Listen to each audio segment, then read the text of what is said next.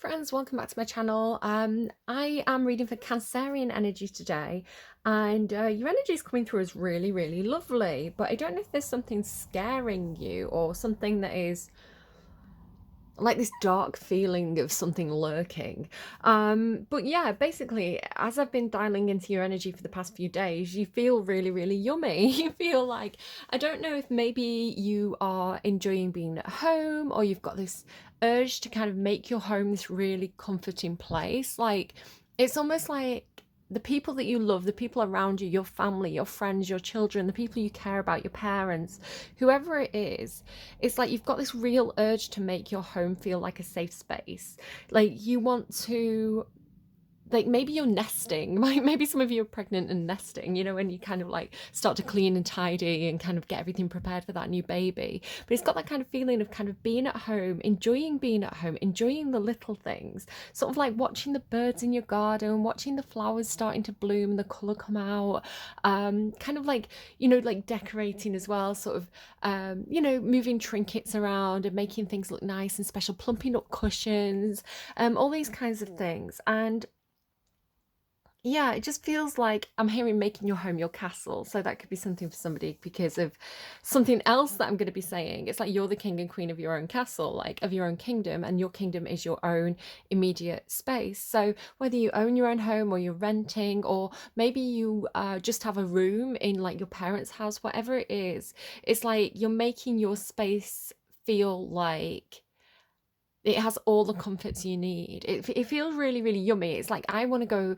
and get pampered at Cancer's house. I want to go to Cancer's house and have them, you know, making me a cup of tea and giving me a plate of biscuits and all these kind of yummy things. So if it's not you and it's not your energy that has this urge or this feeling to do this, it could be that you're going to someone who's kind of nesting around you. I'm getting a lot of this bird energy. Like it's like they're, you know, like a fussing, like, you know, sometimes like a grandma, they'll fuss around you and they'll keep on, you know, do you want another brew? Do you want any more biscuits? And you're like, I'm fine, Nana, you know. Um, but yeah, this real energy of kind of like things being really yummy. So you could also be doing things like home crafts kind of thing. So you could be like baking, knitting also caught my attention today. Yeah, the word yummy is coming through. Yeah, so appreciating the small things as well. Like I've got this feeling of, you know, there's a lot going down in the world at the moment. The news is scary and it's difficult because I think we can feel really hopeless, right? I think we can feel really like there's not much that we can do. Um, and like Cancer is a sign of activism though, so if anyone's getting involved with, I don't know, you know, boycotting certain businesses or getting involved in protesting, you know, Cancer's probably leading the march there because it is a aspect of the sign itself. But I'm also getting this kind of almost like I don't want to think about it, or there's not much I can do about that situation, but I can make my children feel safe. So something like that. It's like I can enjoy. They're giving me it's like a TikTok meme, and I don't know it well enough to sing it. But there's this meme that's like, I love this little life, or something like that. This little life, I love this little life. And so it's that. It's like it's almost like this is what God's given me. This is the hand I've been dealt, whether you believe in God or not. Just kind of, you know, roll with the saying. But this is my lot in life, and I'm gonna do the best I can with it. So, you know, I can't save the world, but I can save um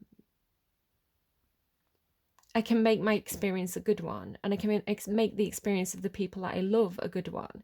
You know, I can make sure, you know, to the best of my ability, I'm feeding the people I love nutritious food, and, you know, tasting nutritious, healthy food, and I can make sure that they don't have anything to worry about. It's a really nice energy, actually. So also, if you're watching this for like placements, definitely if you've got Cancer in Venus, or Venus in Cancer placements, maybe Mars in Cancer, Mercury in Cancer, Moon in Cancer. All these placements would really be, you know, wanting to look after the people they love at the moment, I think. So yeah, you got the song Handmade Heaven by Marina and the Diamonds, which feels like it's really fitting in with this energy that I'm picking up on. Again, handmade heaven. It's like you're creating this heaven, you're creating this safe space. And this birds again, it's like birds of a feather and all these references. But there's also something she says, I envy the spiders, I envy the butterflies, they almost like I envy these creatures that just exist and they don't have to think about the meaning of existence almost. It's like they have this simple life. So again, this idea of like a simple existence, a simple life is really perhaps very appealing at the moment. So I've got the note home is a sanctuary. I've also got agoraphobia and head in the sand. So this idea of kind of like it's scary out there. I want to stick my head in the sand. Now this could be something about beauty for you. Beauty comes up for you a lot, Cancer. But the cards that came out for me out of my own deck, you've got waterfall, mirrors, and the swan. And then these cards wanted to show themselves early as well, the crocodile and the dragon. So what I'm kind of getting from this, along with one of your songs, so you've got the song The Show Must Go On by Queen. It's the second Queen song that you've got, actually. Oh, I need to say as well, I'm so sorry if I get disturbed. I'm waiting for a phone call from my doctors, and it's one of those where it's like between the hours of 8 and 10 in the evening, it's like you've got to just be on guard and like listening out for the phone all day. So that could also be something that's affecting you. Anything that happens in a reading is part of the reading. So watch out for kind of getting interrupted by phone calls. My phone's pinging, so I'm going to say that's confirmation. Yeah, so the show must go on. There's this thing about your makeup may be flaking. So again, this idea of beauty. I don't think you see how beautiful you are, Cancer. I don't think it's almost like you see your reflection and you think, oh, who's that? And it's like, oh, that's me. It's the way it's coming through with the swan in the reverse and the mirrors. It's like, the ugly duckling that doesn't fit in with the ducklings. And then, one day it finds this beautiful swans and the swans are like, hey, look down. And it looks at its own reflection. It's like, oh my goodness, I'm a swan. It's like that. It's like you don't realize you're a swan. There's also the idea of like ballet and Swan Lake comes through for you quite regularly, and Black Swan. So especially with mirrors, right? The mirrors and the swan, it's kind of like your flip side, your alter ego. This I resonate with very strongly because my North Node is Cancer. So and I don't really have much water in my chart. So it's like Cancer energy was always really unfamiliar and kind of scary to me. The idea of being vulnerable and opening up and kind of, especially kind of like socially, like, letting your feelings out I was like, no, I don't do that. I'm an analytical air sign. My chart is all air. So yeah, but that kind of thing. So whatever the opposite is for you, especially because the dragon's here. So the dragon is, to me, this is a bit tricky to explain. It's something that's developed over a huge number of readings, so there's a lot of backstory and explanation that I could put into this, but kind of briefly, the dragon is almost like it's like your shadow, if you know Carl Jung and the idea of the shadow. So it's the opposite of you, your mirror image, right, of your personality. So say, for example, you're very friendly, you're very outgoing, you're very sociable. Your dragon would be this need to be alone and to tell people what you really think of them, and to, all the things that you kind of push down and say, that's not me, that doesn't feel right, that's not who I am. So, if you're really kind and friendly, your dragon would be selfish and self-serving and abrupt.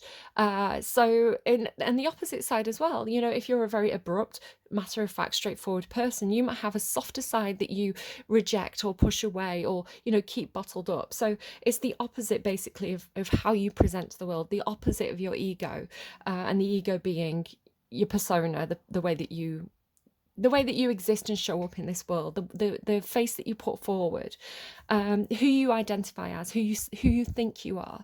So again, the swan is, and the idea of the black swan, if you've seen that film, I actually haven't, but I looked it up a lot because it came through in my readings a lot. The idea of kind of the more you resist your dragon, the more you say, that's not me, I reject that, the more it it's like it almost becomes more powerful in opposition to you, where when you can find that middle ground and you can really merge the two and accept the full version of yourself, it has less power over you. So again, if you're interested in the psychology of this, definitely look up Carl Jung and the concept of the shadow. Incorporating the shadow and the golden shadow is really important, but I want to kind of move away from that. There was something coming through about the devil and the chain. So the idea of, we all have a devil, we all have a shadow, we all have a dark side, right? And the less you admit it, the more control it has over you, basically. Sort of a bit, think about like Alcoholics Anonymous. You know, the most important thing for people to do is to admit they've got a problem. And if they deny they've got a problem, then the problem has more of a grip on them. So think of that as an example. You know, if you say I'm perfect, then I don't have any flaws, you've probably got a ton of flaws that you're just not looking at and you're not dealing with. And I'm not saying you, I'm just saying people. I think a lot of the people who come to my channel are working on themselves, right? And they have a lot of self-awareness. So I'm not saying you, the person watching, but this idea of there's something coming through. It's like, if the devil has a chain on you, then you also have a chain on the devil, right? It's like this quid pro quo, or this chain together energy. So the best way that I can explain this, and the way it's kind of, I'm feeling it through, is if you've ever played Dungeons and Dragons, you've got the dragons, so I don't know, maybe you are. If you've ever played Dungeons and Dragons or Baldur's Gate or anything like that, the idea of like the warlock class, you have a patron, and one of the patrons can be a fiend. So it's this idea of kind of like making a deal with the devil, or making a contract with the devil. Like, and it's coming through as like a literal contract that you sign, is the way that they're showing it me. It doesn't have to be that for you, but just to demonstrate it, this is what they're showing me. So when you make a contract, it's always a two-way thing, right? It's between one party and another party, and you're making a deal. And so there's going to be things that you have to agree to on your end, but there's also things that they have to agree to on their end. So if you've made a deal with the devil has also made a deal with you, right? And so I'm hearing call the shots, like you can call the shots. So it's like, yeah, if the devil's got a chain on you, then you can pull back on it, right? You can pull on the devil. So it's kind of like having the devil on a leash, right? It's like, has the devil got you on a leash, or have you got the devil on a leash? So it's like,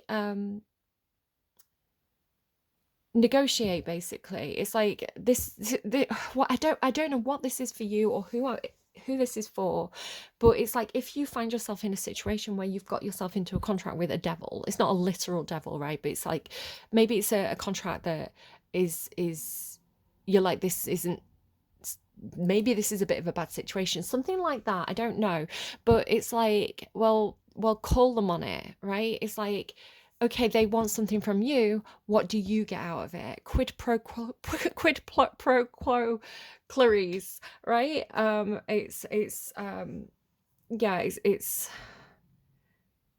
it's like, this should be on equal terms, right? So don't let them another way I can explain this is the old concept of, because you have got kings and queens here, which I'll go into in a second, the old concept of kings and queens would be that the king and queen have a duty to their people, just like feudal lords, right? They would have a duty to their people. And so the idea of kind of like, I will offer you protection, I will let you live on my land, you know, all these different things. But, you know, if I need you to go to war for me, I'm going to call you up. So it's kind of like, that was the old-fashioned quid pro quo between the king and his people. It wasn't that the king got to just do what he wanted, because obviously there'd be a rebellion, right? They'd oust the king eventually. So yeah, it's the idea of like, it's my job, it's my god, like the old idea of kingship is, it's my God-given duty to take care of my people, to protect my land and my people. So yeah, it's this two-way thing is coming through. Could be about politics at the moment. Politics is in the air. We've just had a local election in the UK. I think there's probably a lot of political stuff coming up in the next few months to look at. I don't know. I'm just trying to stay on topic. There's a lot coming through. this then going back to this and this idea of like I just want to stay at home, especially if you are particularly attractive, and it's not gendered, it doesn't just have to be an attractive woman, attractive men can also get unwanted attention. um and I don't want to kind of limit it to those two genders, but um if you are particularly attractive and that you feel vulnerable with that, you could have this sense of fear of leaving the house, like fear of who's out there lurking. There's this other TikTok thing that's going on at the moment, this social media thing that's called man or bear. Do you choose the man or do you choose the bear? And it's basically this guy was saying, hypothetically, if you were a woman, this is gendered, but he says, if you were a woman walking in the woods, would you rather run into or encounter a bear or a man? And the kind of meme of this, the trend of this, is that the majority of women are choosing the bear, and then men are not understanding because men would choose the man. So why would the woman choose the bear? It's a whole thing, you can look into it. I don't want to get into it too much here, but it's this idea of kind of what's the bigger danger to me? What's the worst case scenario? And this kind of thing. So I experienced this myself, and it was the strangest thing because, I'm a 42, I think, year old woman. I am not the most attractive woman in my area. And I don't normally get a huge amount of attention. So I went out for a walk the other day. It was like one of the first days of like that was warm and sunny and nice. And I just threw on a t-shirt and jeans. I don't even think I brushed my hair. And I've got really bad acne at the moment. I'm waiting. That's why I'm waiting for the doctor's phone call, because I'm waiting for my acne medication. Um, and so I felt like a bit like a swamp witch, right? I felt like a hag, like a hag. But I just went for my walk, stuck my headphones in, minding my own business, and at least five people beeped at me. Like, like guys in vans and cars, like beep beep. And so at first I'm thinking, have I got like toilet paper stuck to my shoe? What is going on here? Like, why am I getting beeped at? Like, I go out for a walk all the time. I don't normally get beeped at. And I think it was just that there was something in the air, right? It's like it was sunny and people had like the windows down and everybody had like these good feelings. And it's kind of like almost like, the bears coming out of the cave almost, like people coming out of hibernation. And I was like, I must be the first woman that they've seen. They've gone through all the winter without seeing the female form, and like I must be the first vaguely woman-shaped creature that they've seen without a big massive coat on in the wild. But also like and yeah, and even this like Uber Eats guy on a little pedal bike, he like went up the street in like from behind me and like did a figure eight and came back at me to specifically look at my face and be like, hey. And I was like, go away. I am walking here. So it was like it wasn't complimentary. I just think that guys were horny because the sun had come out and I was the first woman-shaped creature. And like I say, acne, hair a mess, no effort. But then I think sometimes as well, like the idea of kind of like when women are, I think men get scared when women are too attractive. I think men get scared when or women as well, like with men, it's like, oh, they're too good for me. Maybe we all rate ourselves a bit too low. um the idea of like it almost being off-putting if someone's wearing too much makeup and their hair's perfect, and it's kind of like, well, they I think about it as about men. If you get a man who's kind of like really buff looking, I think, oh god, he must spend all his time in the gym, and he must always be looking at himself in mirrors as he walks past, and like, and you project these kind of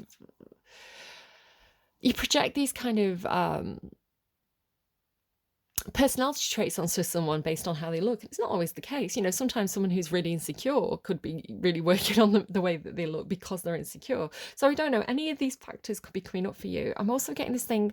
I was getting something yesterday for you about stereotypical figures, and they were showing me classical statues. So specifically, kind of like if you think about Greek statues, so I think there's a famous one of like Apollo, and or is it Hermes? Like those kind of statues where it's kind of like they're really ripped, like the men have got like like an 8-pack, you know, and like that classical kind of like buff idealized male form, but also kind of like the idealized female form being perhaps a little bit curvier, perhaps, being very soft, not being particularly athletic, but being very sumptuous. And particularly, they were showing me the feet of, now I think it's one of the statues of Venus, where she has kind of like, um, she has that beautiful hourglass shape, and one of her feet is slightly raised, so she's up on like one foot's flat and one's sort of up on tiptoe, and then it creates this lovely curve of her legs. And so I was really seeing her feet for some reason. Someone could have a bit of a foot fetish. And of course, like the famous statue of Venus, she's just coming out of the water, right? So there could be this idea of like, I don't want to be seen bathing. Perhaps you've been invited to go to like the swimming pool or a lake or something, and you're like, I'm scared of the in-between, right? Of going from the changing room to getting in the water. I don't want to be seen like in my bathing suit. Like once I'm in the water, I'm fine because I'm kind of hidden, but like I don't want to kind of like walk through and have everybody looking at me. It's just this thing about like the thing in the water, like watching. Especially, the idea of like the crocodile, like, because I'm reading waterfall as like the watering hole. It's like you get to the edge of the watering hole and there's like the crocodile waiting for somebody to come and look in and peer into to see the reflection, then it's gonna snap. So there's this fear. So again, agoraphobia, the idea of like, if I don't leave my house, then I'll never get hurt. So just be wary of that, and that potentially being unhealthy. But like I say, there's something about you're not seeing your own beauty with my makeup may be flaking, but my smile, it stays on. And also like the idea of there's something coming through, and it's very Cancerian. So again, be aware of this of yourself, perhaps with that Cancerian need to protect, or the Cancerian attraction to vulnerability. Pisces as well has this strongly. So watch out for kind of like if you've got Pisces kind of Venus placements, this idea of kind of like, I want to, the attraction to vulnerability, basically. It's making me think, if you've seen Baby Reindeer, he initially talks to the girl because he feels sorry for her. So it's always like that urge to protect, that urge to make someone feel better. And so again, like I feeling that a bit with my acne, I'm like, well, maybe because I look vulnerable, because I look that's taking me into a very worrying territory as well. The idea of kind of vulnerable women. So just watch out for that. Like people who take advantage or see someone as easy because they're a little bit more vulnerable. That's a really dangerous territory to go down that I don't want to kind of open that door to right now, but watch out for that. Okay, back to royalty. Sorry, guys. Like, you've got a lot for me. You've got a lot for me today. So I'm just going to pop those away and we'll see if they come back out in a bit. The idea of royalty. So you had the first song that came through was It's a Kind of Magic by Queen, right? It was actually a cover by an artist called Griff, who is amazing. Go and check that out. It's a Kind of Magic, cover by Griff. But obviously that's by Queen. And then you also had The Show Must Go On by Queen. And you had Lavender's Blue, a cover by Charlotte Lawrence, which is Lavender's Blue Dilly Dilly, which sounded really old-fashioned, right? It kind of sounds like the kind of song that you would have had when, you think about kind of like traditional kings and queens and things like that. Lavender's Blue Dilly Dilly. I don't know. So there could also be something about like a Queen Charlotte. I think one of the, Will and Kate's daughters. I think one of those is called Charlotte. One of those. Sorry, I didn't mean to be disrespectful. But there was also a Queen Charlotte who is the wife of King George III. I also am kind of getting. You're quite commonly getting the name Catherine for you. So thinking of like Catherine the Great and people like that. It's also another royal name. And then also, of course, Show Must Go On by Queen. Was there something else? I feel like there was another reference to kings and queens in one of your songs, but I can't quite remember which one it was now. Yeah, so that concept of kings and queens keeps coming up. You also have Lavender's blue as well. Sorry, I'm a bit back and forward with my notes. Lavender's blue again. It's making me think of like being in your garden, like lavender's blue, dilly dilly, like enjoying doing your gardening and flowers, and like the smells of them. I'm getting like the smell of flowers now. Um, so a kind of magic. It's a kind of magic was followed by Read Your Mind by Taylor Parx. So there could be this idea of mind reading, like somebody whose magic is mind reading. I don't know. Um, you read my mind could be a phrase that someone could say to you. Also, the phrase "it's showtime" with the show must go on. It's kind of making me think of Beetlejuice. I think they're doing a remake of Beetlejuice, so that could be something that's coming through. Maybe you're going to go and watch Beetlejuice, the stage play. Um, yeah, I'm getting Scorpio strongly. So there could be a Scorpio around you that's having a big impact on you at the moment, and also mountain, the word mountain. So you could be going on a vacation to a mountain, you could be mountain climbing, you could be live up a mountain. It could also indicate kind of like a struggle that you've got going on. Oh, I'm going to have a quick break. I think I'm going to like a joss stick and then we'll get into your cards. I'm just thinking to myself there of one of my Cancerian friends. Hi, if you happen to be watching, who I know I've had conversations with about like seeing your reflection in glass and like the idea of like people like beeping at you, like men beeping at you. I know I've had conversations with her about that in the past, so it's funny to me that that's what's coming through in the reading. Okay. Sorry as well if you're noticing my hands look a little bit dirty today. It's not actually dirt. I've been seeding pomegranates, and I've stained my hands really, really badly. It's surprising like how like purple and black it's come through. Also, I had a pen. The pen's actually almost gone. I had a pen leak on me, so it's a combination of ink and pomegranate juice. Just it's all under my nails and like around the edges of my nails, so I've done my best to kind of cover it up and make it less obvious, but a little bit paranoid about it. Okay, what do we have please for my Cancerians? So I want to know who's your spirit guide at the moment. So hopefully this will make some sort of sense to you. Obviously go with whatever first impression you get, because it'll be a message from your guides to you. So who is helping Cancer at this time? Okay, so I hopefully didn't jump scare anyone there. It is a spider. I know some people have like arachnophobia. It's funny I'm talking about phobias, agoraphobia, arachnophobia. So I'm going to take my hand off it. Fair warning, I'll tell you if you want to look away from the screen, I'll tell you when I've moved it. And hummingbirds as well. Hummingbirds particularly mean potential energy to me and can be a sign from spirit. So the tarantula, it's this... you keep getting this idea of something laying in wait. The tarantula is more of a lair behavior. It's where spiders kind of have the webs out in the open. Tarantulas tend to have it almost like in caves, right? Or like between rocks. They're this they are a jump scare predator. So yeah, it's like there's something... it's this energy of something laying in wait for you. But this is your guide, right? This is something that's meant to be helping you. I'm going to move it away. So anyone who doesn't like spiders, you can kind of... I'm just going to push it right off the edge of the screen there. You can look back now. Yeah, I'm very curious. I need to get more cards because this should be... I mean, it could be a protective energy. It could be that this guide is almost like you're in the nest, right? You're in the nest and it's waiting to kind of like jump scare anything that comes close to you. It's like almost like an overprotective energy. Yeah, that's kind of what that's feeling like. A little bit overprotective and keeping you in the home. And I say that about my dragon, right? Because I identify my shadow as my almost like my guardian angel, right? Like you talk about like how they...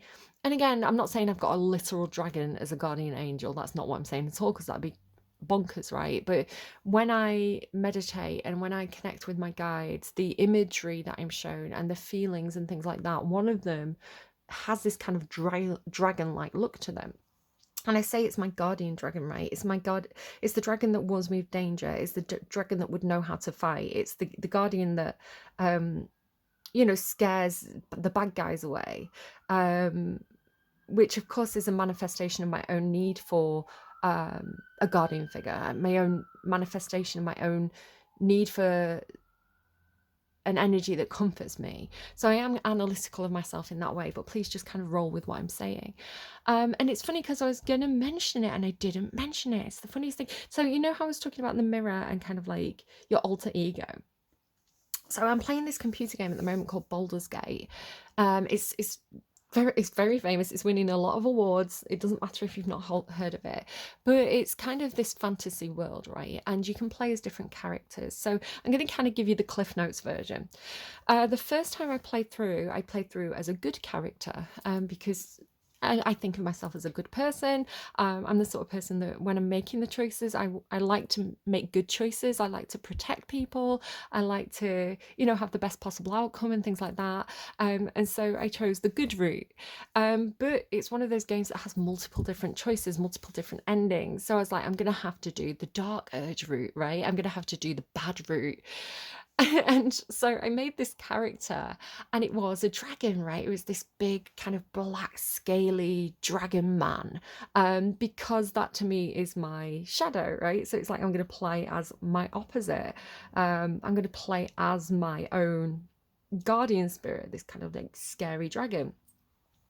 But then I'm still finding myself making good choices. I'm just making the good choices for a different reason.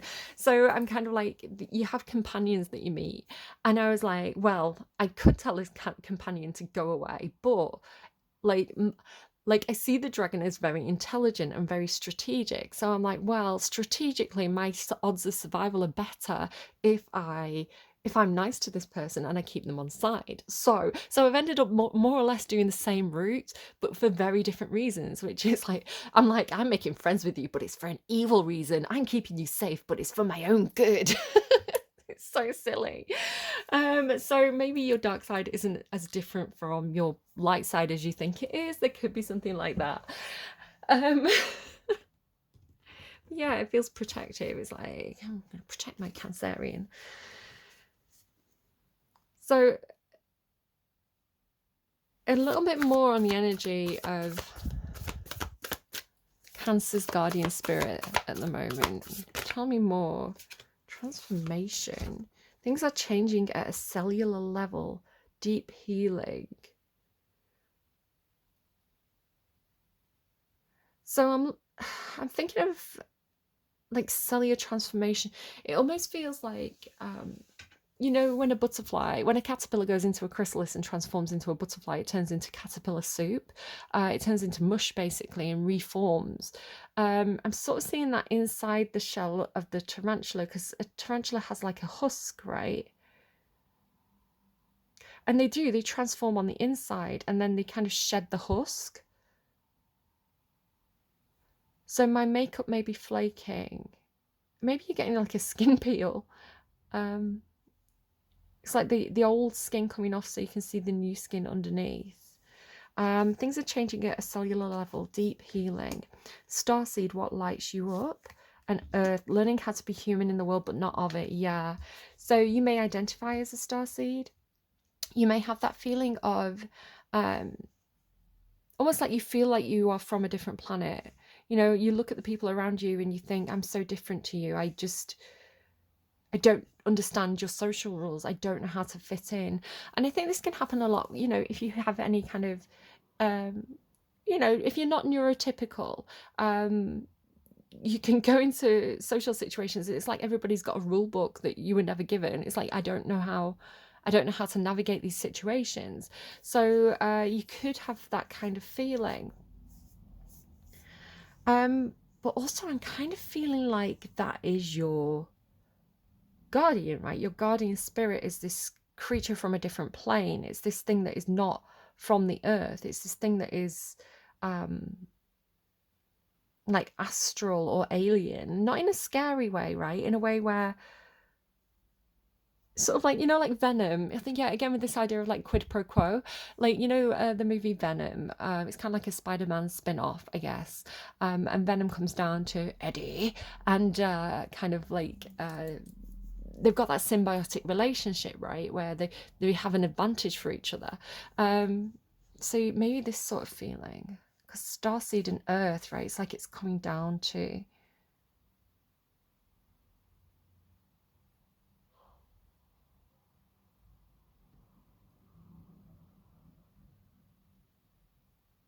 yeah, I don't know. It's cool though. It's on the underlying boundaries. When do you need to establish better boundaries? So if you do feel like you've got an entity connected with you, an energy connected with you that perhaps feels otherworldly in some sort of way, it could be that it takes a lot from you. So for example, when I'm doing these readings, I get very, very drained. It takes a huge amount from me. It takes a lot of energy. My brain goes very quickly sometimes when I'm doing these readings, and it kind of exhausts me. And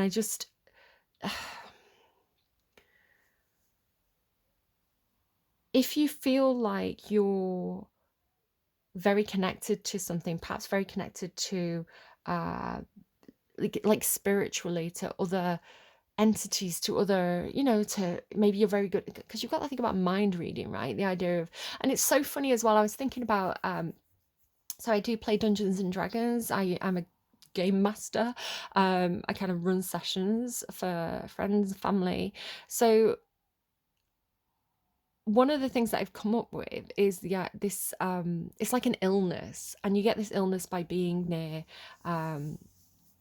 these kind of almost like psychic mushrooms. So this fungus, and kind of creatures like tentacle monsters and things like that grow in these areas that are infected with this, not infected, but that are being taken over by, these myconoid colonies, basically these mushroom colonies.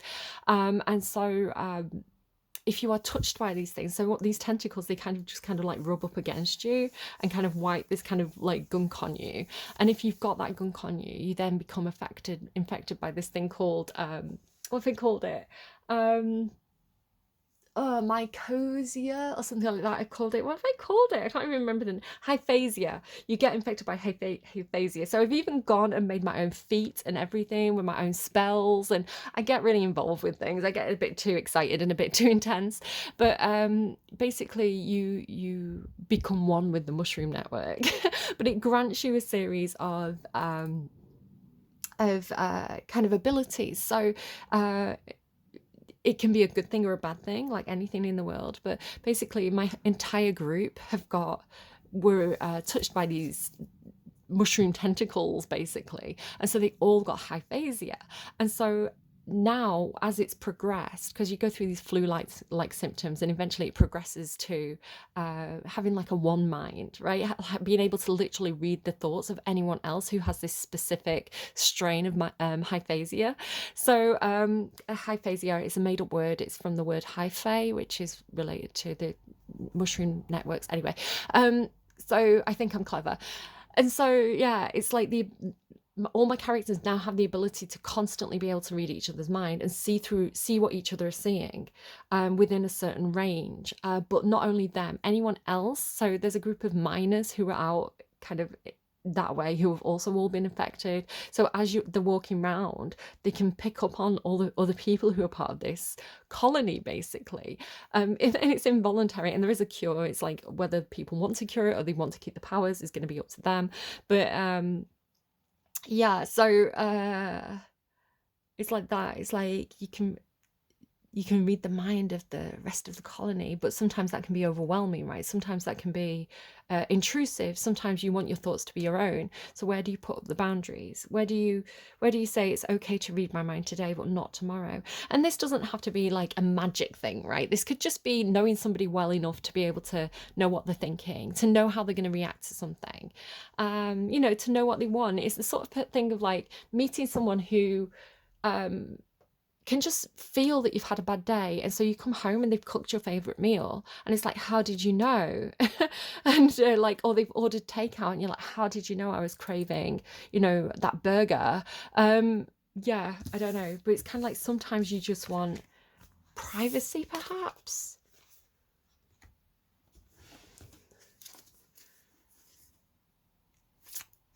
one of my characters in my group is quite sneaky. So they're meant to be going off and doing their own little sneaky rogue missions, but it's like, ha ha ha, we know what you're up to.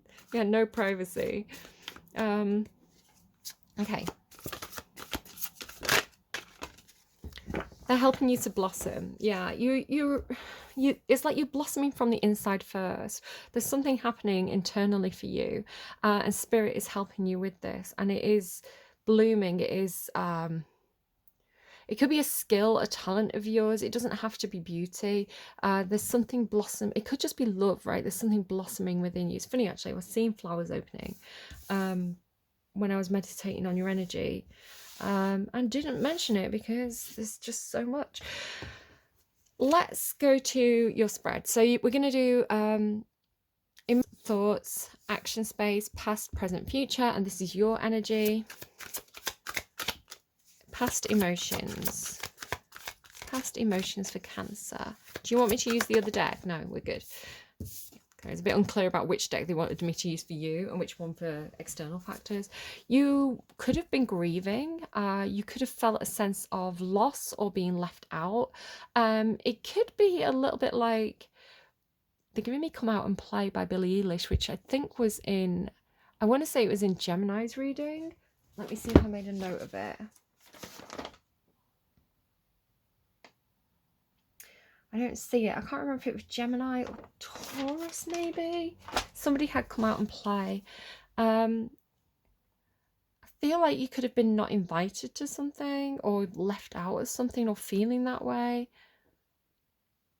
And it could be because you've isolated, right? It's because you needed to put up boundaries and you needed to, because I've done this recently as well, like where you kind of say, I don't want to come out and I don't want to socialize. I really need to be at home right now. I need to rest. I need to recover. I need to regain my strength. You know, it could be like me and you've had just a bad luck and a series of illnesses, like mild illnesses at the start of the year, and you just feel drained, right? You just feel like you need to sleep. And so you have to decline things to be like, I need to regain some of my energy. But then if you keep saying no to things, people stop inviting you to things because they are respecting that need for space, right? They're respecting the boundaries you've put up. But then you kind of think, well, I want to be invited again. So it's like, just make that known, you know? But we will pull more cards to kind of find out more about that. Emotionally, okay, past thoughts for Cancer, please. There you are. That's the Queen of Cups. Oh, there we go. Back soon. Okay, yay. I've got my prescription. Yeah, so in the past, thoughts, I mean, this could be thinking about yourself, and it could also be thinking about another Queen of Cups. So the Queen of Cups, like I say, it is your energy. It's funny because you've had these queens coming through, right? And it's like you're the queen. Very emotionally self-aware. The Queen of Cups, she's not ruled by her emotions. She flows with her emotions. She doesn't try to bottle things up. She doesn't try to control her emotions. She feels fully. She feels what she feels, and she's good with what she feels. And that's not to say she's always happy. She's certainly not. The Queen of Cups knows how to feel every emotion fully and understand that these emotions are necessary and they make us human. So if you were emotionally grieving, you knew that this was part of the process. You knew that this was something that was healthy for you to feel at the time. Possibly, I don't know your personal situation. Take it if it resonates, leave it if it doesn't. But this is kind of like, say someone passes away and you go through a period of grief, you would have that self-awareness to say, but this is part of loving, right? This is I wouldn't feel this grief if I hadn't loved that person so deeply. So this is the flip side of love, right? That I'm supposed to feel this way. And yes, it doesn't feel great, but it's natural and I accept it.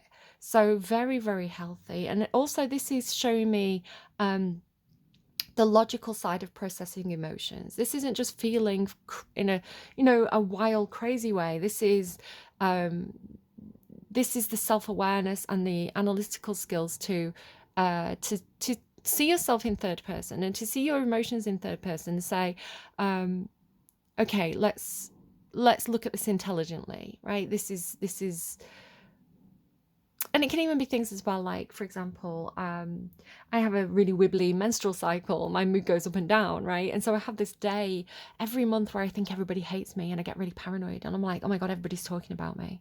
Everybody hates me. They're all talking behind my back. And then I go, oh, hang on. That's my period coming.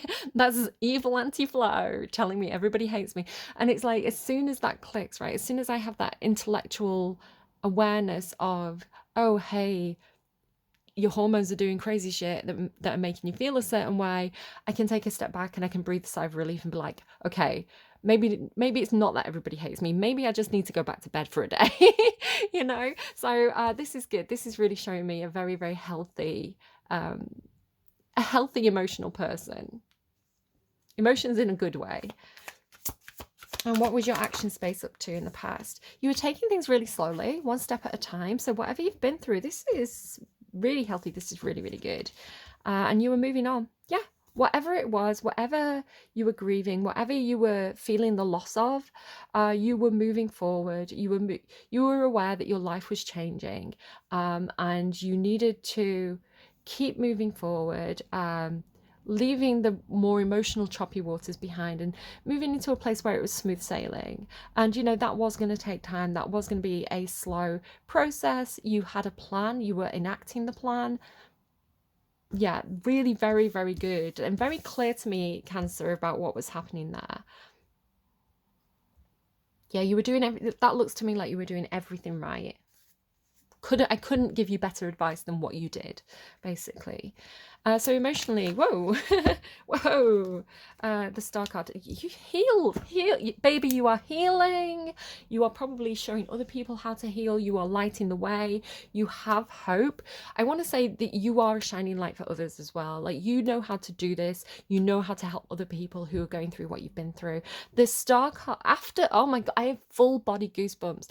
After that, to get the star card now emotionally, that feels like you're in a really good place, right? And that's not to say you don't have bad days. That's not to say that you don't have wobbles, that it doesn't still hurt, but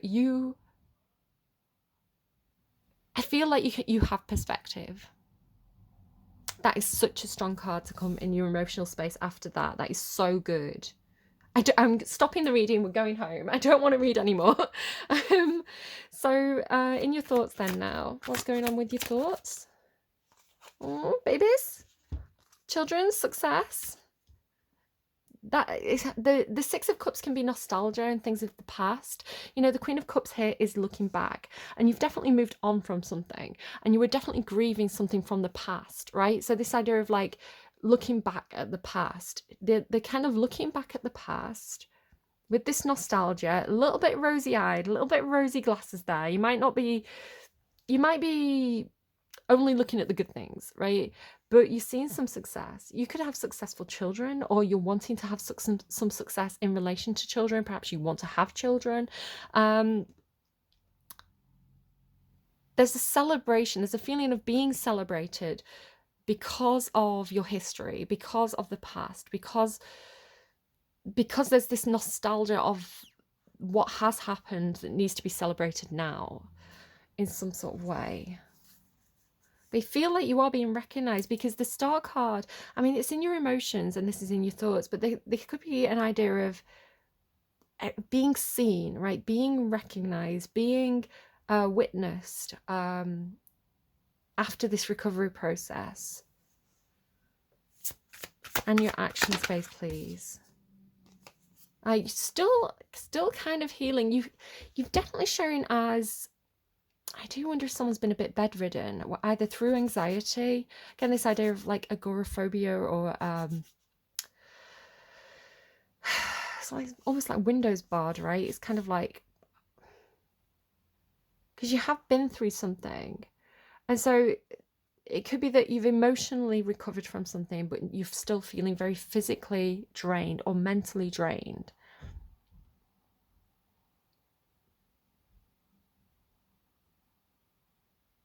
It could be that the physical body is or the physical situation is taking a little bit more time to catch up than what you've been doing internally. Internally, you feel like you've done a huge amount of work, but externally, you still have some anxiety. It's like you're ready to get up there. Like, do you see how she has a hand on a sword? It's like you're ready to get up and fight if you need to. But there is quite a bit of anxiety there with that. But you're not showing as having anxiety. I'm going to wait until I pull a card for like the environmental factors on that, because it could be that internally you're great, but externally there's something that's causing you some concern or worry. It's like there's one more monster left to fight, right? There's one more thing left to slay. And it's you slay. You go girl. Slay queen. Sorry. Being silly. Future emotions, please, for Cancer. Future emotions. Just remember, life is always sending us challenges. Temperance. No, you're good. You're calm. You're patient. You're keeping things in balance. You're testing the waters. Still doing that kind of like slowly, one day in front of the other. Prepared to do that alchemical process that we saw earlier. Things are changing at a cellular level. Deep healing. There you go. There's the deep healing. And so I want to say there's something new happening. You see how they're both kind of pouring this water out, and then here she's kind of mixing it. So there's this idea of kind of like, well, that didn't work and that didn't work, but what if I mix them together? So, excuse me, say for an artist, say for example you were an artist, if I can get my words out in the correct order, and you wanted to paint a sunset, and you tried using blue paint, and you thought that doesn't look right, and then you tried using red paint, and you thought that doesn't look right, but then you kind of started mixing the paint colors, right? This is the mixing process. So it's kind of like, that paint doesn't work, throw it out. That paint doesn't work, throw it out. But then you can't find the right color, so you start to mix them, right? You start to use a little bit of that one and a little bit of that one and mix it until you get the perfect shade. So that feels like emotionally the process that you're doing. Something didn't emotionally work for you, and neither did something else. But if you can mix the best parts, maybe this is where that nostalgia and the rose tinted glasses comes from. If you can take the best parts of both of those situations and make them and kind of mix them and find that. Now, it's, why am I getting, maybe someone's on TikTok, or you spend too much time on TikTok, or I don't know, maybe you're a creator, because I always get this kind of like stage or persona presence for you, Cancer. So maybe they're giving me now that song that's like, find me a man who's got blue eyes. What is it? 5'7" or something? 5'6". No, what is it? 6'4". That's it. You can find me a man with blue eyes, 6 foot, a trust fund. Blue eyes, 6 foot, trust fund. Sorry, I can't do the meme, but if you know it, you'll know it. But like, yeah, it's kind of like it's like you've Goldilocksed it, right? You were like, that's too hot, that's too cold. Meet in the middle, whatever that means to you, but that's emotionally what you're doing in the future. It's like you're getting the temperature right of something. You're getting the emotional, it's like you're getting the emotional dial, the emotional temperature control right. Perhaps you've been on some medication. It's funny because I've been talking about my medication, right? Perhaps you've been taking medication that affects your mood. So like mood control stabilizers and things like this. So you've been, but one is too strong, right? So it makes you feel over emotional, or it makes you feel too hyper, or whatever it is. So it's like, right, well, that's too strong, so I need to bring my dose down. And then it's kind of like it bottoms out and you get depressed. So it's like, okay, let's adjust it again. And it's kind of like this fine tuning to get the dosage right, so that you've got the emotional balance, so that it's not making you wobbly. And then thoughts, the world. It's giving me a song by Garbage. I think it's from a James Bond movie where she sings, "The world is not enough." I won't sing it. She says, "The world is not enough, but it's such a perfect place for us to start, my love."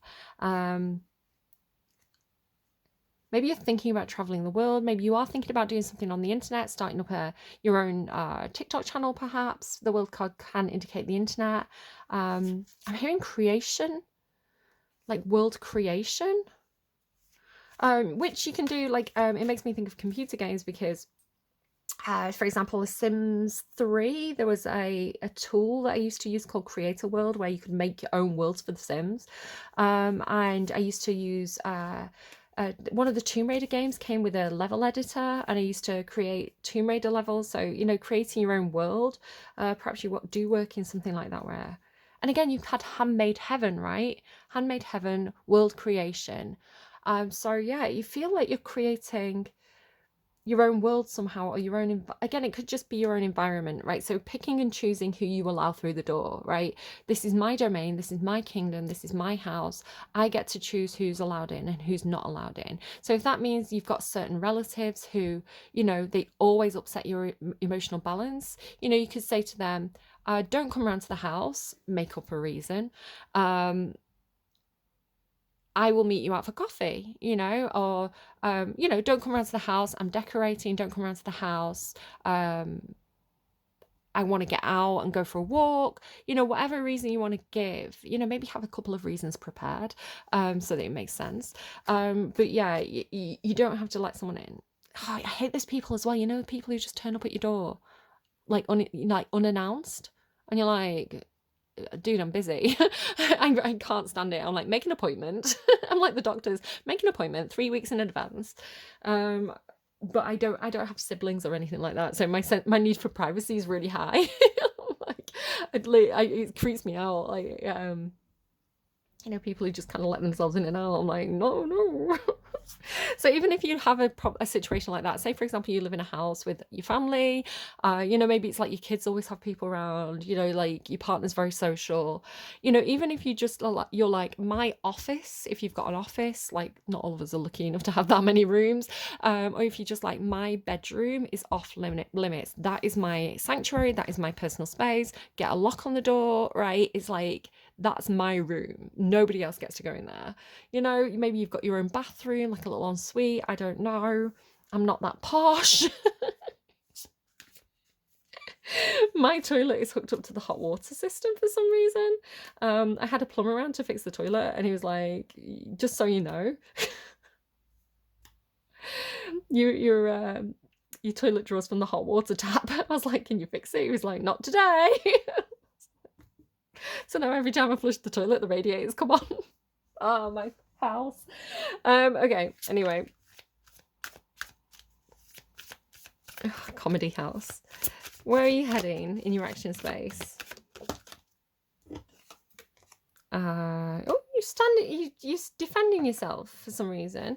That feels like what I was just saying, where I was saying it's like you've got to defend your space, you've got to put your boundaries, because you had that thing about boundaries as well, remember? You've got to put your boundaries up. So it does feel like saying, look, I'm still healing.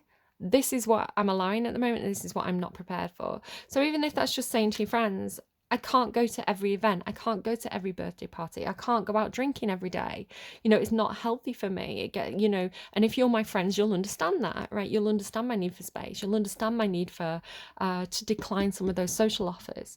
Or it could be saying, this is my bedroom, I'm putting a lock on the door, no one else gets to come in here. At one point, my mum was dating this guy, and he had a teenage son who came to live with us, and he would, while I was at school, he was a bit older than me, so he wasn't at school or anything, he was at home during the day, and while I was at school, he'd go in my room, and so I'd go in my room, and I'd find that he'd taken my CDs, and like been in my things, and it was so invasive, because I didn't really know him. It was so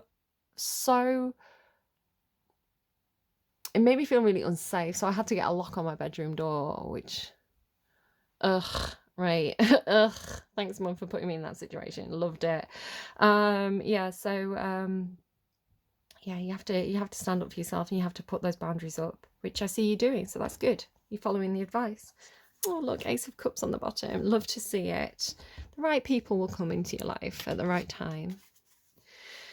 So what do we want to clarify? Let's try and go a little bit more quickly. 5 of Swords, Ace of Swords. So yeah, you received a truth. You received a piece of information. You got some news. Something was said, which got you into that 5 of Pentacles situation. Queen of Cups. Knight of Pentacles, that's there. And the Strength card.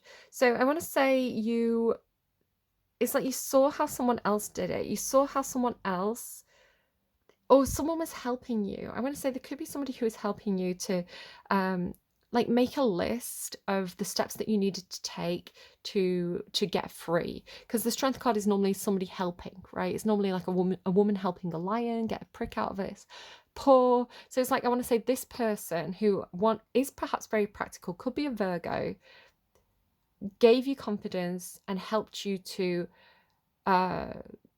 create those bullet points of like what you were going to do, what the steps were that you were going to take, and then you took the steps. And I want you, there's probably a lot of love for this person. They feel like they were there to help. They were a friend in some sort of way.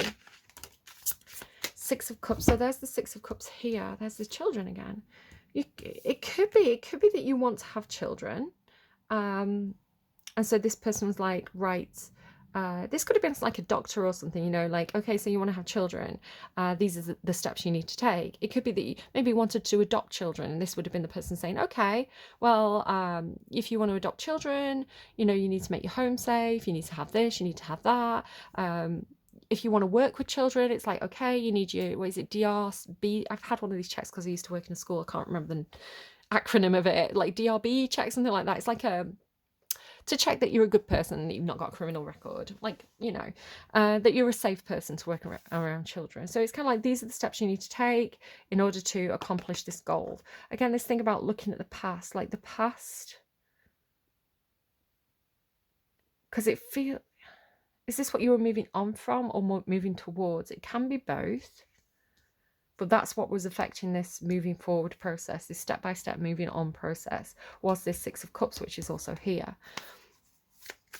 So the Star card, this healing energy, what's the external factor for you regarding that at this time? Doing really well. Healing. It does not want to be in reverse. No. Six of Wands. Look, Six of Wands, Six of Wands. I want to say that someone around you, and again, it could be a really good family member, like a really good friend, a supportive family member, you know, a partner that's really, really reliable. There's this, because I'm seeing this mirroring. I'm seeing this, again, this kind of step by step. Knight of Pentacles, Knight of Pentacles, Six of Cups, Six of Cups, Six of Wands, Six of Wands. There's this, almost like, this is how I did it, so this is how you can do it too, or we're going to do it together. We're going to move forward step by step together. We're going to come up with a plan. We're going to do, feels very good, very, very good.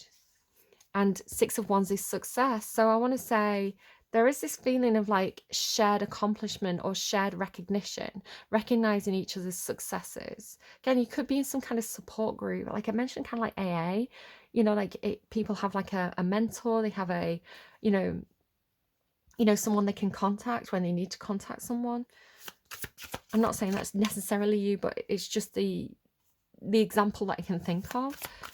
Six of Cups, Six of Wands, the Fool. So, see, I said about the coming out of the water, didn't I? Like this Aphrodite energy.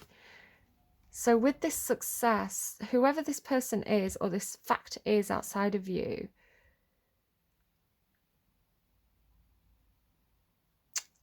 they feel like they're taking a bit of a leap forward, right? They're taking a bit of a, I wonder if somebody's crossed into a new territory, like just because she's coming out of the sea onto the sand. So it's like someone could have crossed borders or crossed like county lines, or like there's this feeling of like coming out of the emotional space back onto land. So it's like an environmental change in this person. Yeah, it's got this feeling of like coming back down to earth, you know, with this like starseed.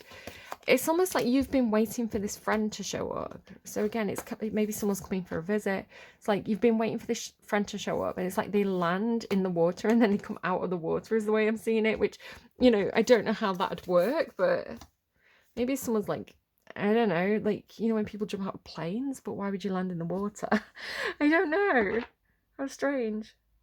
But they feel like they've not brought much with them, right? So it could be, you know, a friend who's coming to stay with you, but they've not brought very much with them.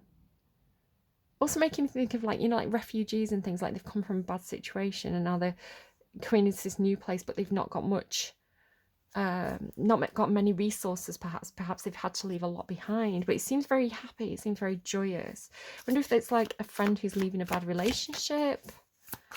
Tell me about the Nine of Swords, please. Why are you in this kind of physical recovery? What's going on with this? Ace of Pentacles.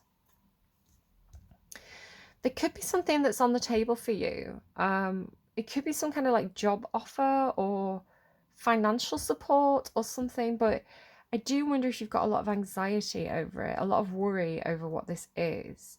I mean, emotionally and mentally you seem fine, but physically there's something that could feel a bit like daunting.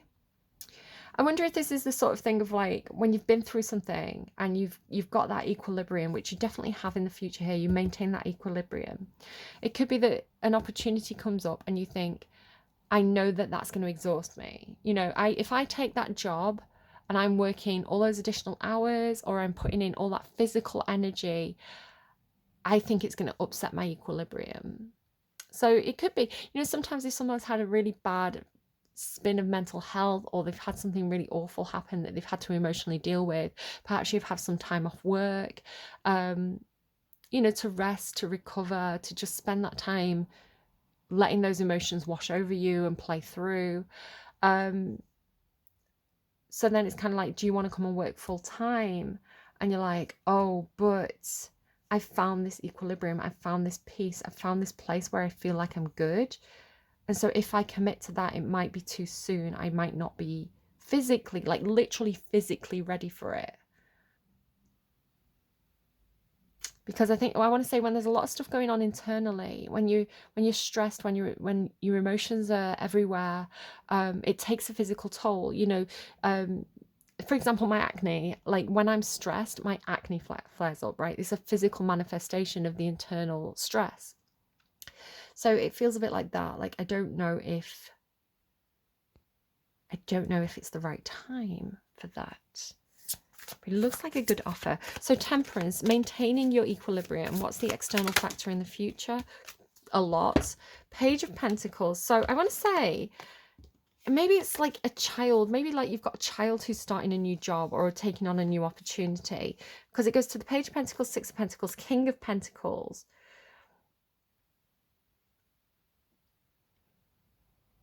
Perhaps it is. Perhaps it's where you're maintaining the harmony. Maybe you're maintaining the harmony of the home, right? You're providing this beautiful kind of this base, this safe zone for this person to optimize from, which if you look at Maslow's hierarchy of needs, that is so important for to have those base needs met so that you can self-actualize, right? So that you can be the best thing you can be without being scared of not having a safety net. So sometimes this could be a situation where if you're a caregiver, if you've got children, you have that home environment, right? They perhaps are starting a child perhaps could be starting a new job. With the Six of Pentacles as well, there's definitely money. There's money here, and then the King of Pentacles as well. You know, money, skills, resources, and it's improving. It's going from the Page to the King, so it could be a big opportunity. Kids left school, kids left college, getting a new job, getting an apprenticeship, you know, 5-year plan, they could be the boss, you know. So yeah, you are like, don't worry, you just go and focus on the job. It could even be like you're the homemaker, your partner goes out to work, right? You go and focus on your job. I'm going to make sure meals cooked for when you get home, house is warm, you know, everything's clean, your clothes are washed, your clothes are ironed. You don't have to worry about any of the household things. You just go out and focus on that career because that looks like it's going to be really good for you. I'm going to hold down the fort. I'm going to be the emotional anchor, you know, with that safety net while you go and do this thing. Looks really, really good. I've got this covered, so you can go and focus on that. Which is an old-fashioned way of doing it, right? Especially if this is your partner. If you're like, I'm going to stay at home with the kids. I'm not going to work. I'm going to be Susie Homemaker. I'm going to knit. I'm going to crochet. It might be a phase. I went through that phase. Husband goes out to work and earns the money, right? It could be that you're going for a very, very traditional, old-fashioned, not negative, you know? Everybody gets to make their own choices. That's the beauty of having you know, freedom of choice. What is the world? Why is the world here in your thoughts? Two of Pentacles. Getting that feeling of balance.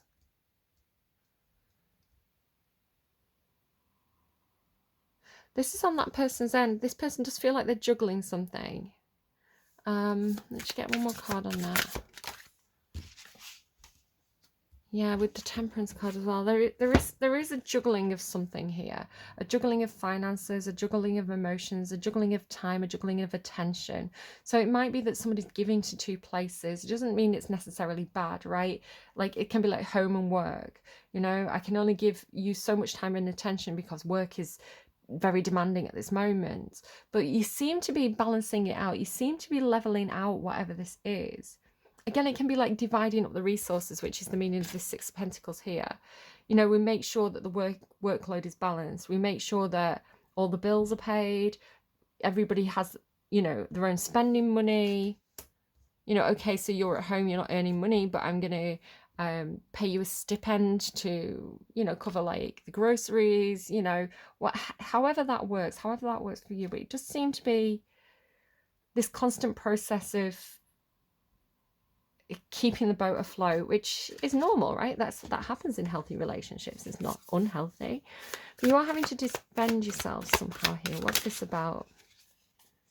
That's not coming out. So sorry, I know how my cards talk to me. There you go, the Tower. I was having a chat about the Tower card today with a group of friends, and I was talking about how it's not necessarily a bad thing. The Tower just indicates a surprise, and it's not happening to you, it's happening for you. So the Tower moments come along when we've ignored the signs from Spirit, when a situation perhaps is coming to a close, you know, a situation is no longer quite working for us, you know, Spirit wants us to be somewhere else. So for example, staying in a job that no longer is giving us anything back. You know, you've worked your way up to the point that, you know, you're not going to climb that ladder any higher. You've got to this point and, you know, things are getting a bit humdrum. You don't feel like there's any growth there. But, you know, Spirit's been sending you signs. Maybe, you know, people have been like, hey, we've got this job coming up. Do you want to come and join? You've been like, no. Maybe it's not the right time. I'm comfy where I am, you know, and Spirit's been sending you those little signs, those little indicators. You kind of feel it. You feel it coming, but you ignore it. And then Spirit's like, right, we're sick of giving you the hints. We're going to pull the rug out from under your feet. We're going to make you move. And that's what the Tower is. The Tower is, you've got too comfortable. Let's shake things up a bit. Because there's no growth when you get too comfortable, right? So perhaps this is why you're having all this emotional and financial juggling, right? All this kind of balancing out. It feels like because the ground's shaking under you, and so you're trying to maintain this equilibrium. But I keep saying, like, if the Tower's meant to fall, it'll fall, right? If something has been built on faulty foundations, if something is not fit for purpose, that Tower's going to fall down. If that Tower has been built on really solid foundations, so if this is a relationship, it's like good communication, you know, working together, you know, coming up for plans when things start to fail, you know, like those signs of a healthy relationship, those firm foundations. The Tower moments are going to come along and they're going to shake things up a little bit. Maybe you're going to get a crack or two in the wall. And then, you know, the Tower will continue to stand, and you'll be able to look back and say, our Tower was supposed to continue to stand. You know, the universe sent us a test. So Tower moments aren't bad. They're actually a challenge. They're actually a breath of fresh air, right? They're making the cracks show so that you can reassess. It's a moment to reassess. But you do feel like you are actually kind of enjoying this challenge. You feel like in the future, you feel like you've got this kind of, on both sides, you've got temperance here on your side in your emotions, and they've got temperance in the thoughts. It's like patience. It feels like when you have a long-term plan. So say, for example, something happens with the housing market or the financial market, you know, that threatens your, you know, a lot of people struggle. A lot of people are like, oh my goodness, how are we going to pay the mortgage? But if you've got a long-term plan, if you look at the cycles of, you know, how inflation rates go up and down, you know, the warning signs from history that something's going to happen, and you're prepared for the long term, And you're like, well, we can weather the storm because we saw it coming, right? Or we can weather the storm because we've weathered storms in the past. You know, it's just one wave in a whole ocean that you've mastered. So this feels like, it does feel like, and it's not on your side, it's on their side. They're having a tower moment, but you're standing firm, which is what you need, right? Especially if you're in some kind of partnership. Again, it could be a sibling or something, I don't know. But you know, that kid who's been doing great in the job loses the job. They're gutted, they're devastated. You're like, it's all right. Come and stay in your old room until you get back on your feet. I'm here for you, right? I am the firm ground. So I don't know exactly how it's going to play out. It's going to be different for all of you, but you seem very warm and you seem very homely. And I want to say, if I was that person having that tower moment, I would feel so grateful that I had your arms to fall in, basically, that you had that big soft pillow for me to put my head down on, which is how you feel. It feels like you're there, ready to give. It's funny. And then there's the Empress. So yeah, this is, the Empress can weather the tower, right? The Empress isn't the Empress whether she has a tower or not. This Empress is on the beach, you know? This Empress is like, I don't need a castle. You know, my kingdom is in my heart. My kingdom is in my soul. I don't know. I'm sorry, I'm getting really silly. People fighting over this person. I don't know. Yeah, no, you're going to be fine. You're going to be good because you've done the work here. This is going to be easy, or you're going to make it look easy. Let's just get one more thing from Spirit, just as a little bit of advice. Whoa, that is a lot. Look at that. Yeah, you could be the mum. The ring. What goes around comes around. It cycles. We've been here before. The sustainer and the mother. I love it. Empress. Yeah. It could be, you could be going back to your parent as well. This could be your own mother, you know, and you need to go back home for a bit. But this Queen of Cups, Empress, sustainer, mother, it's gorgeous. It's really, really good energy. I knew I was getting a good reading for you. I knew it. I could feel it in my soul. Have you heard that Lana Del Rey song? I'm sorry, because I'm kind of doing a little bit of accents. It's inappropriate. I know it is, but it's appreciation, not appropriation. You know, if you've listened to Lana Del Rey's, I think it's her latest album, and she's got, what's his name now? Oh, I could look it up, but I don't want to kind of make this reading too long. It's already too long. She's collaborating with this other singer, and there's this kind of what do you call them, like the interlude, I think it is, and it's just, you can hear him saying, I feel it in my soul, and I just love it. It gives me like, oh, it's so good. Yeah, I feel it in my soul. I don't know why that's coming up. I want to put it on. I'm going to find it. I'm going to put it on. Hold on. Okay, I'm just going to play that one little bit. So it's Lana Del Rey from the Do You Know There's a Tunnel Under Ocean Boulevard album, and it's the John Batiste interlude, and it goes,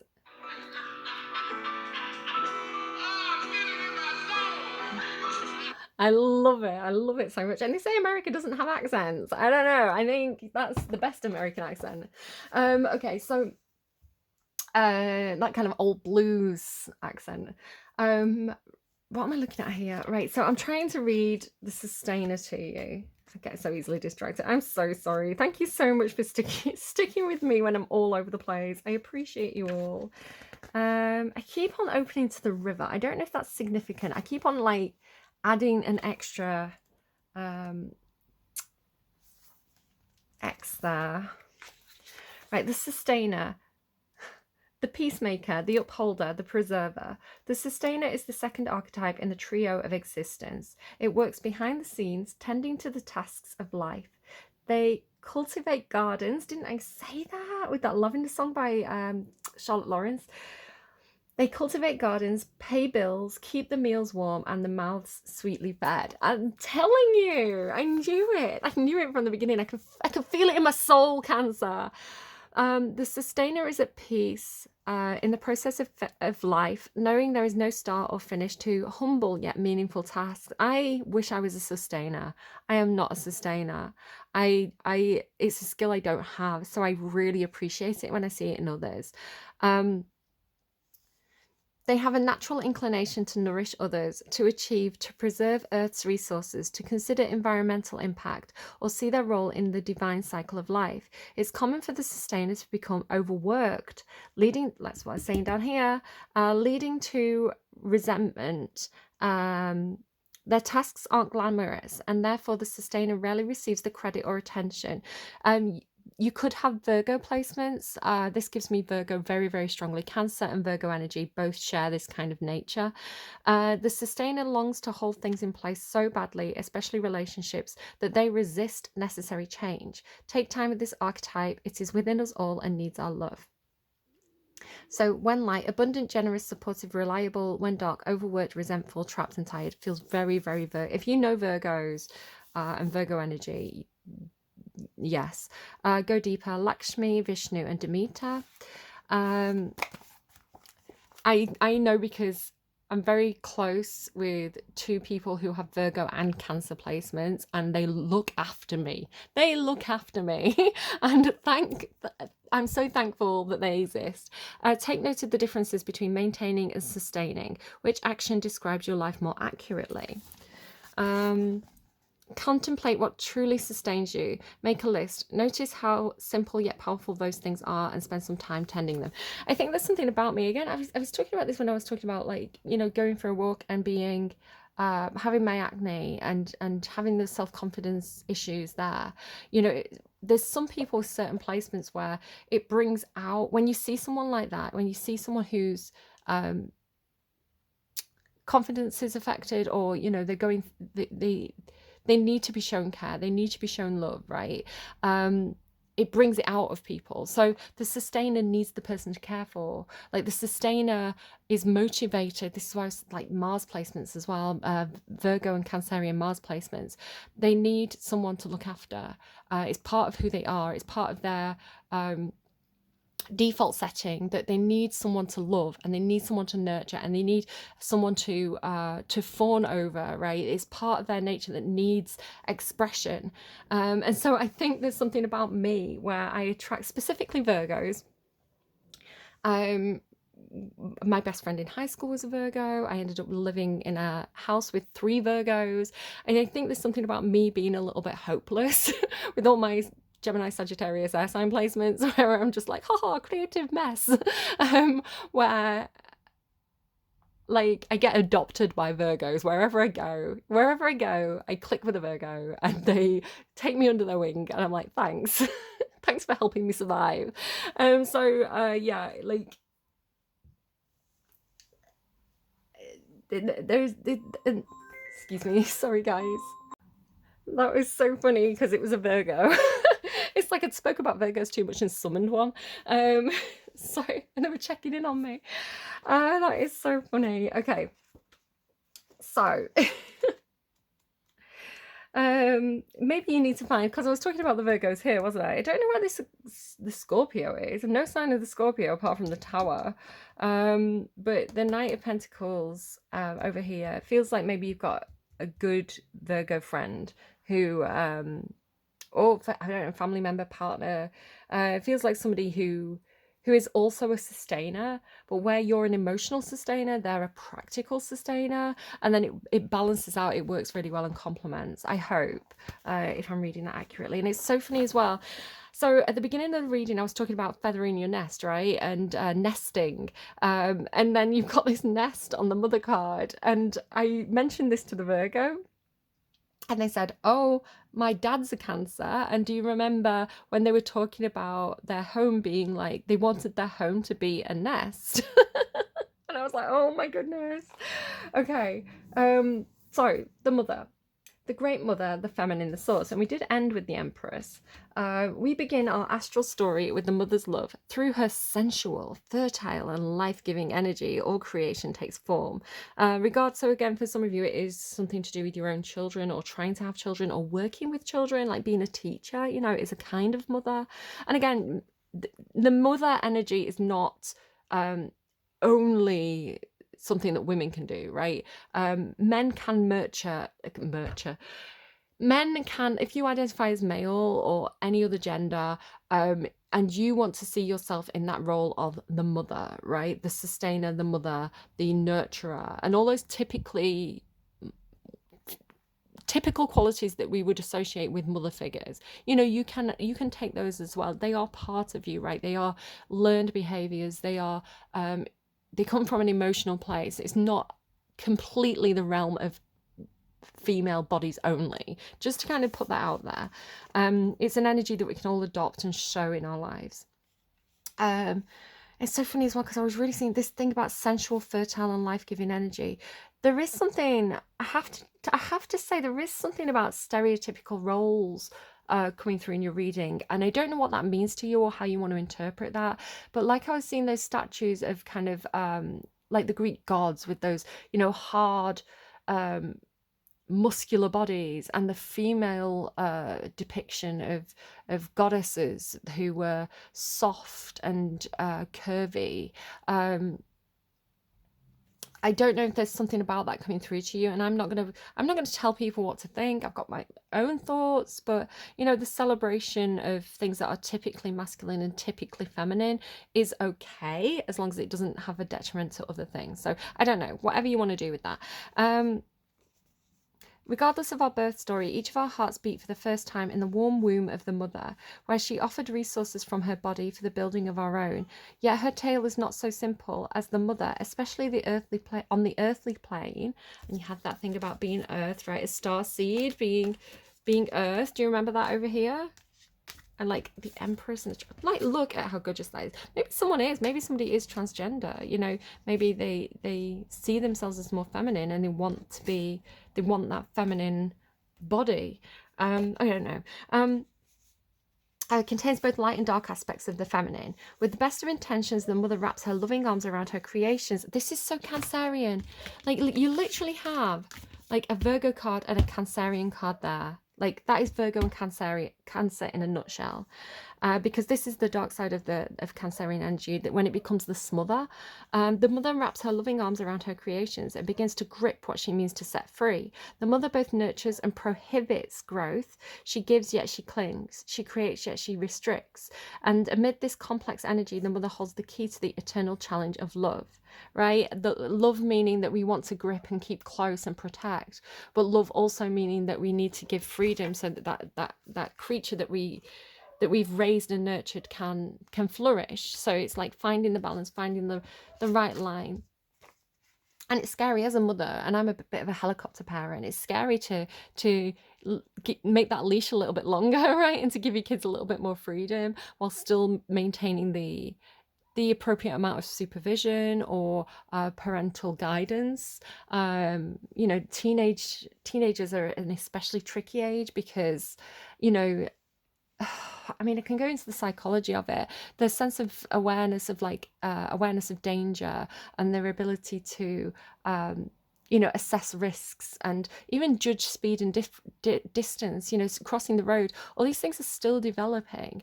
And there's a reason why, they're considered children until the age of whatever age it is in your country, because they're not fully, the bodies and minds and things are not fully developed. And so they need supervisor figures around, and to ask for advice. I mean, even like when I was 30, I'm still going to my dad and being like, help, dad, the flat above me has flooded my flat. What do I do? The landlord's not listening. And he's like, go to citizens advice. It's like, thanks, dad. Even into my adult years, I was still going to my dad for advice. So yeah, the need for parent figures in our lives is continually important, even as we grow older ourselves. Right, anyway, when light, glowing, generative, creative, nurturing; when dark, dim, exhausted. That's that. Controlling and limiting. Go deeper, read Tao Te Ching, chapter 1, and imagine the mother of the 1,000 things. The mother is part of the trifecta maiden mother crone because of the relationship between them. Take special note when these cards appear in one reading. You only have the one, really. You've got other cards there, but I don't want to overcomplicate the reading. I can definitely see the comic. The comic has been out and about a lot. That's Gemini energy for me. Notice how the mother archetype is expressed in nature. This is perhaps the most balanced and benevolent form of the mother's grace. Okay, there you go. So that's your homework. Cancer, I loved your reading. Like I say, I could feel it in my soul. I could feel it in my bones. This gorgeous, nurturing energy that feels really good. Because sometimes Cancer, sometimes I can approach your readings and it feels like you're having a big emotional wobble, and I can get really reluctant to do your reading because it's like, I don't know, I don't want to be criticizing you when that's not what you need or anything like that. And so sometimes I think, oh God, how is Cancer going to be feeling today? And so walking into your reading, and I want to say you've been consistently doing great for the last several readings, and I love it so much because it's like you in your best form, right? It's you maintaining that emotional balance and being the best version of you that you can be. And that's not to say that the emotionally wobbly version of Cancer isn't also valuable and good, and that she doesn't deserve love, because she absolutely does, right? She is having a very vibrant, multifaceted, poetic existence, but you know, that is a difficult energy to be in. You know, it's a painful energy to be in. So to come in and find Goddess Cancer, you know, Queen of Cups, Empress Cancer, the sustainer and the mother, like you feel so yummy. And again, I'm probably going to call the reading yummy because that is the energy of it. So you're doing great, you're doing fabulous. So whatever stage you're on, whichever path you're on, you're getting the right people around you. I want to say maybe this is somebody that, maybe it could be someone with Scorpio placements, because they can be a little bit dramatic. Love you, Scorpios. My mum was a Scorpio. Everybody's different, right? We've all got our own birth charts going on, but sometimes Scorpio energy can show up like this. And so it could just be that you're kind of going, you know, drawing those lines, pushing back and being like, this is the space that I'm going to allow you, and I don't expect you to cross that line. And it does feel like you've got someone with Virgo placements or a Virgo very strongly that is available to help you maintain that balance, and with this kind of quid pro quo between you know, financial and emotional. You know, they're coming in as the sustainer, you're coming in as the mother, or you've got both these placements in your chart. Again, I've got a couple of Virgo Cancer characters in my life who are just so good at looking after people. Okay, but then I wish they would rest more. I want them to rest more. Like, it's like, chill out, sleep, it's fine. All right, I'm gonna go. Take care of yourselves really, really well, please, because we don't want this. And keep doing what you're doing because it looks really good. Take care. Love you all. Bye. Oh, I didn't get you any songs. Don't go. Come back, come back, come back. I mean, I've given you so many songs, but I've not randomized a song, so I don't want to miss out on that. Let's at least get you one song. So advice, confirmation, whatever. There's Handmaid's Heaven by Marina. Whatever Cancer needs right now, please. What is Cancer needing? Dandy and the Lion advertisement. I don't know what that is. I'm just going to pause and let it play and we'll see what you get. Okay, slightly serious talk. So whatever comes through, whatever happens in the reading is part of the reading. So the first advert was for a band. I think I said the name of it, but the actual visual of it was really, really cute. It was like friends having fun and, you know, spending the day on the beach, you know, having a nice time. The second advert is a charity advert for breast cancer. So obviously 1 in 3 people, I believe, will get some form of cancer at some point in their life. So if that is something that is affecting your story at the moment, just again, like, I can see this feels like recovery. So if that's your experience, then, you know, and especially with the success, that's amazing. I'm gonna just keep playing the advert. Hang on. Okay. wonder if someone's flying, like, you know, flying to see someone. So the song was so there was another advert for like trainers, but it was talking about like almost like air trainers and like this idea of kind of like the bounce and like jumping and flight. And then the song that's actually come on is Call Me When You Land by a brilliant singer called Luke Sital Singh.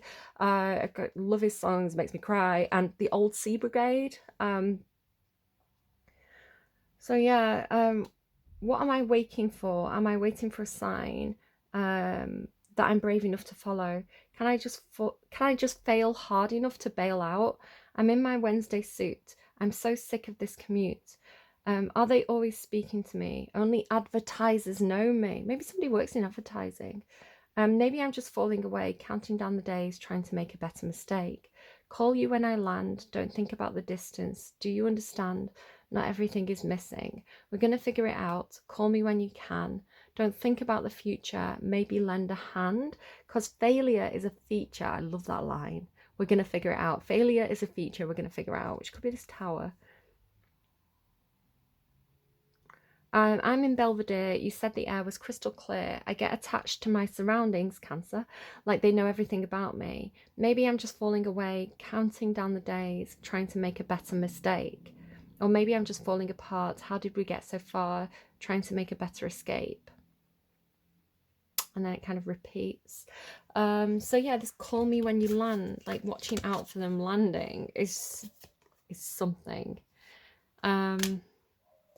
Okay, I hope this was helpful. Again, take care of your faces. A lot of love in this reading, a lot of good emotions. So just keep that up as best as you can, and you know, find the right people to pour that love into, who are going to support you right back, because that's really important.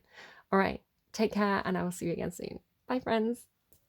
Okay, I am back again.